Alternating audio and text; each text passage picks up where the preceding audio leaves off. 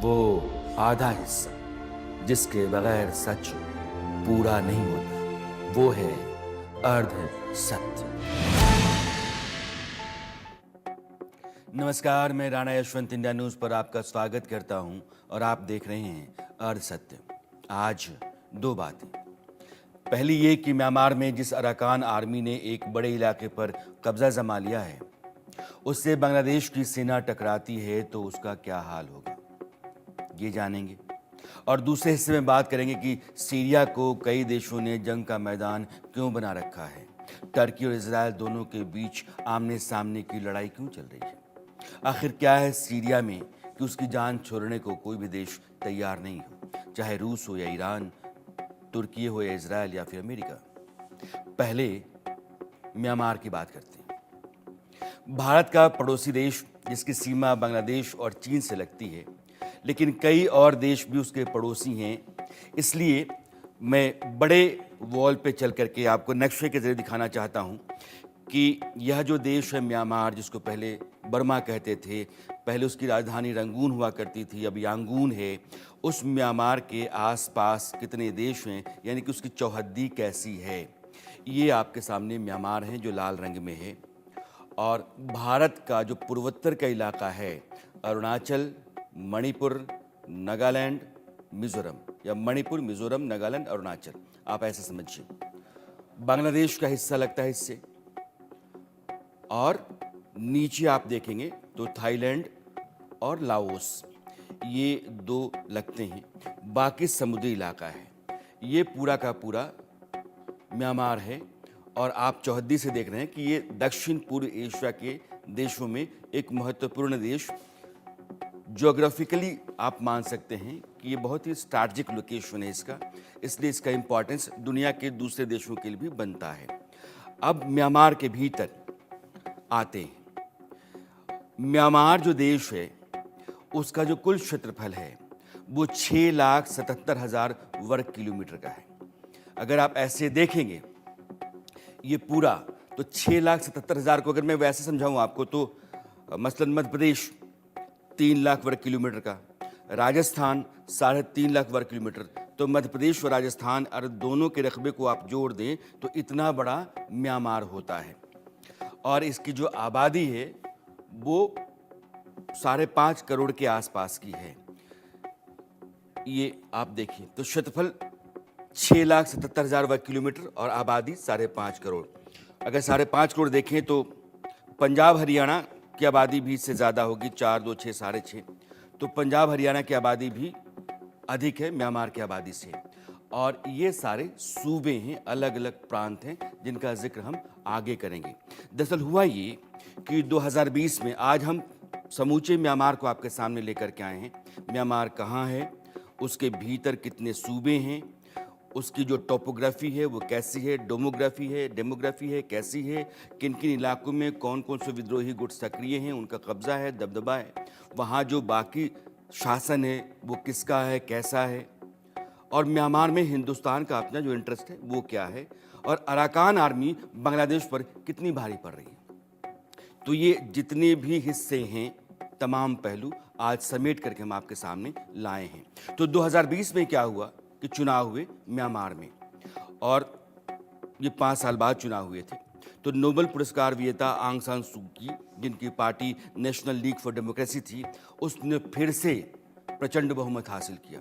476 में से 396 सीटें उसके हिस्से आईं या उसके उम्मीदवारों ने उन सीटों पर जीत दर्ज की। लेकिन म्यांमार की सेना ने 1 फरवरी 2021 को, ये मिन ऑन्ग हलांग, ये जनरल हैं, और इनकी अगुवाई में वहाँ की सेना ने 2021 में तख्ता पलट कर दिया।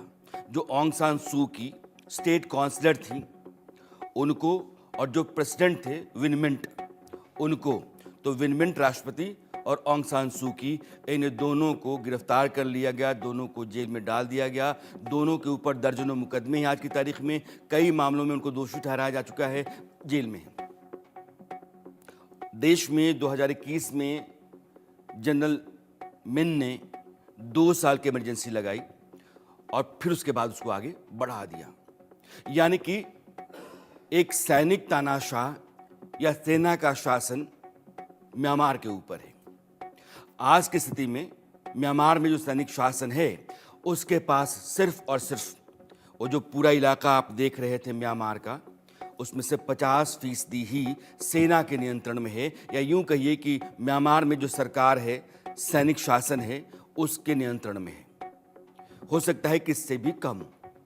ज्यादातर पर अलग अलग विद्रोही गुट अपना अपना कब्जा जमाए हुए हैं। मैं पहले आपको ये बता दूं कि म्यांमार में कितने सूबे हैं। ये जो मेरे पीछे आप तस्वीरें देख रहे हैं, ये म्यांमार के अलग अलग इलाकों की है। ये बहुत बड़ी झील है, दुनिया में ये लोकप्रिय झील मानी जाती है। ये म्यांमार की है। बहुत ही खूबसूरत पहाड़ों, पहाड़ियों, जंगलों, झीलों, नदियों से भरा हुआ है म्यांमार, लेकिन अस्त व्यस्त है, लस्त पस्त है, खून खराबे से, अस्थिरता से, बगावत से, विद्रोह से भरा पड़ा है। तो अब आइए इसके राज्यों को लेकर के, क्योंकि आज मेरे दो खास मेहमान होंगे, तो जब मैं ये पूरी भूमिका आपके सामने रख देता हूं, उसके बाद चर्चा में आता हूं। ये चिन प्रोविंस है। अब यहाँ से आप देखें तो नीचे से ये हिंदुस्तान के राज्य हैं। अरुणाचल है, नागालैंड है, उसके बाद मणिपुर है, मिजोरम है। तो ये हमारे पूर्वोत्तर के राज्य होते हैं। तो ये आपका रखाइन प्रोविंस है, ये चिन है, कचिन है। कचिन को याद रखें, वो चीन की सीमा के पास है, कचिन और शान। ये कयाह, काइन, और इसमें ये 7 सूबे हैं, लेकिन कई केंद्र शासित प्रदेश हैं और कुछ ऑटोनोमस बॉडीज भी हैं। तो इस तरीके से ये वहाँ की व्यवस्था है।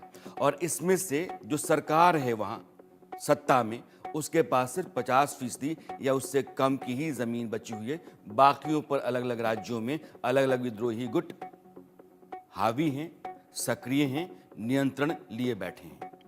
अब आप ये देखिए कि म्यांमार में आज की तारीख में जो प्रमुख संघर्षरत गुट हैं या विद्रोही गुट हैं, वे कौन कौन से हैं। फिर मैं आपको दिखाता हूं कि इनके कब्जे वाले इलाके कौन हैं। जो आपने राज्य देखे हैं, कौन सा राज्य किसके कब्जे में है, ये उसके बाद कुल मिलाकर के 4 मजबूत सक्रिय गुट हैं। और उन 4 गुटों को लेकर के म्यांमार के सैनिक शासन के साथ उनकी लड़ाई या खूनी संग्राम, जंग चलती रहती है। वर्चस्व की लड़ाई वो छेड़े हुए हैं।